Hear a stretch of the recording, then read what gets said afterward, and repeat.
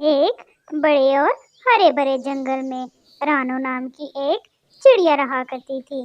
चिड़िया का एक खेत था जिसमें वो तरह तरह की सब्जियां उगाया करती थी और सब्जियां बेचकर वो अपना निजाम चलाती थी।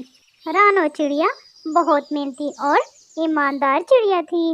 नई फसल उगाने के लिए एक दफा रानो सस्ती खाद और सस्ते बीज अपने खेत में डाल देती है, जिससे रानो की फसल उगती ही नहीं है और वो बहुत परेशान हो जाती है। एक दिन रानो ऐसे ही परेशान बैठी होती है कि कालू कौवा रानो को देखता है उदास बैठे हुए, तो वो रानो चिड़िया के पास आ जाता है और उससे पूछता है, रानो बहन क्या हुआ है, तुम उदास क्यों बैठी हो? और ये क्या, तुम्हारे खेत में कोई सब्जी नहीं उगी इस दफा, क्या हुआ है? कौवे भैया, इस दफा मैंने खेत में सब्जियां उगाने के लिए सस्ते बीज और सस्ती खाद डाली थी, इसी वजह से मेरी सब्जियां नहीं उगी और सारे बीज मर गए।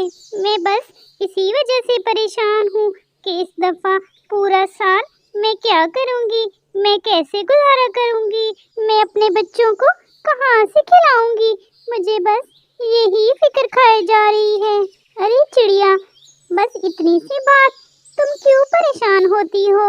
मेरी फसल इस दफा बहुत ही ज्यादा हुई है और मुझे काम के लिए किसी की जरूरत भी है, तो तुम ऐसा करो, मेरे साथ काम कर लो, मैं तुम्हें बहुत ज्यादा पैसे दूंगा इस काम के लिए। तुम मेरे साथ मिलकर फसल की कटाई करना और जब मैं सब्जियां बेचने जाया करूंगा तो तुम मेरी फसल की पीछे से हिफाजत किया करना।